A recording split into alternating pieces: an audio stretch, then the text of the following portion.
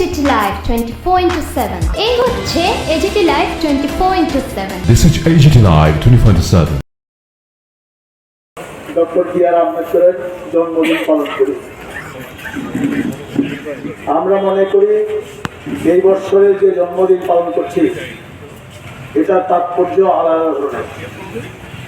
কারণ স্বাধীনতার পরে ভারতবর্ষের স্বাধীনতা সংগ্রামের যে স্বপ্ন তাকে সাকার করার লক্ষ্যে পৃথিবীর বৃহত্তম যে সংবিধান তৈরি হয়েছে তার অন্যতম কারিগর ছিলেন ডক্টর বি.আর. আম্বেদকর। আজকে স্বাধীনতার এত বছর পরে আমাদের দেশ যাদের দায়িত্ব দিয়েছে এই সংবিধান রক্ষা করা এবং এই সংবিধানের বিভিন্ন যে কাঠামো আছে তার চরিত্র আছে এগুলো রক্ষা করে দেশকে উন্নত করার জন্য আমরা পরিতাপের সঙ্গে লক্ষ্য করছি ভারতবর্ষের সরকার যারা চালাচ্ছেন গণতন্ত্রের নাম করে, ভারতবর্ষের সংবিধানের নাম করে, তারা আজকে এই সংবিধানকে ধূলিসাৎ করার জন্য, পরিবর্তন করার জন্য উঠে পড়ে লেগেছে।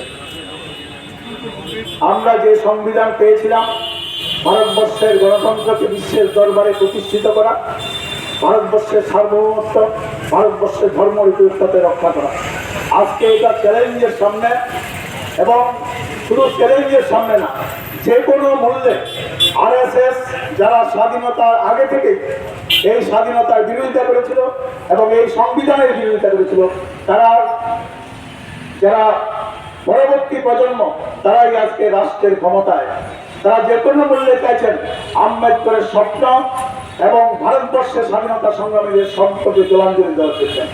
তার জন্যই এবারের যে জন্মদিন এটা তাৎপর্যপূর্ণ আরো এই কারণে যে সারা ভারতবর্ষে এই সংবিধান রক্ষা হবে কিনা, এই গণতন্ত্র আমরা রক্ষা করতে পারবো কিনা, ভারতবর্ষের সার্বভৌমত্ব, ভারতবর্ষের ধর্মনিরপেক্ষতা রক্ষা করতে, এটা আজকে নির্ভর করবে আগামী যে লোকসভা নির্বাচন 18তম, এই লোকসভা নির্বাচনের আপনারা সবাই জানেন এই লোকসভা নির্বাচনকে সামনে রেখে ভারতবর্ষের সর্বত্র দেশপ্রেমিক শক্তি, বিভিন্ন রাজনৈতিক দল, তার মত যাই হোক ভিন্ন হতে পারে, কিন্তু রাষ্ট্রকে রক্ষা করার জন্য, তার সার্বভৌমত্ব রক্ষা, তার স্বাধীনতাকে রক্ষা করার জন্য, তার গণতন্ত্রকে রক্ষা এবং সর্বোপরি সংবিধানকে রক্ষা করার জন্য ঐক্যবদ্ধ হয়েছে।